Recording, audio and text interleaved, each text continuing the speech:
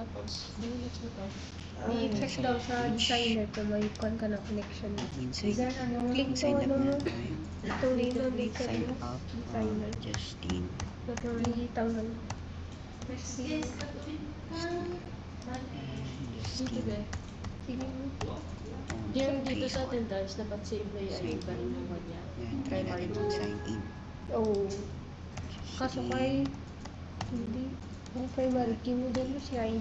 Wait, palitan natin. Hindi pwede ako? Yan. And then, Saan mo yan attendance? 1, 2, 3, 4. Itong ginawa mo kanina. Sign tayo. And then, the first table is add author. Then, pwede tayo dito mag-add. Example, Justin. And then, bio niya. Kasi primary. Then, add author. Then, para makita natin doon, balik tayo sa dashboard. So, Sa ito attendance, hindi. Si primary key mo, si ano, si ID. Then, Si pwede natin to, foreign key mo. i-update. Ba, attendance. Sama to kanina na ID ang ano. Ano yung foreign key si employee ID na. Paano ito Update natin. i-delete daw? Pwede na. Then, pwede na natin to i-delete. Tanggal na to. Yan, delete na. Ano to? Then, balik tayo sa dashboard. The second one is add book. Mag-add tayo ng book. Title is I-search na lang. Fairy. Fairy tayo. Search ko lang. Example, Fairy tayo. Google ba? And then, genre niya, erotic romance. Foreign key. And then, set lang tayo ng date kung kailan publish. Today. Then, magkan tayo ng author. Yan ito, si James. Book.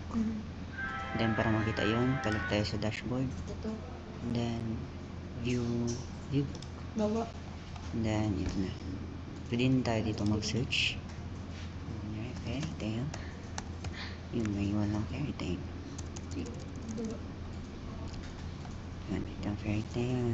Then, pwede natin Diri na lang. update. Diri ka. Diri na. Okay, update. Ano na yung table mo? Saan ka mag-tap gamit? Pwede sa attendance. Update. Yan, update na. Then, pwede natin ito i-delete. Okay, na-delete na. Tapos, i-drop ko itong Oh. ID.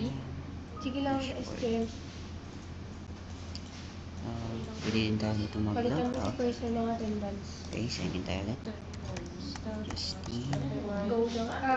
Yan, check. Go. Go lang. Okay. And then, Balik ka doon. Structure na lang. Balik siya ng structure. 1, 2, 3, 4.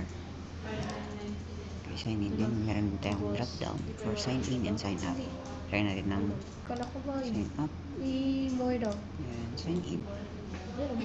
Then, balik tayo dito sa my database. Ang database natin gamit is library. I-set down yung Database name. primary. Ay, yung Then, foreign this is key. my database. This is my table. 4 tables. Ano Then, na table for admin. Duplicate. Yung sa mga sign in and mga accountant nag-sign in. Ay, nag-sign out. Pero pa itong primary. And then, Yan. sa authors, ito yung na-add natin na authors. Then, sa books, ito yung na-add natin na books. And also, author. Para sa book ID and author ID. So, meron tayo sa database. Then, hindi natin makita ang relation. Tayo sa designer. Then, itong relation. Ano yung foreign key?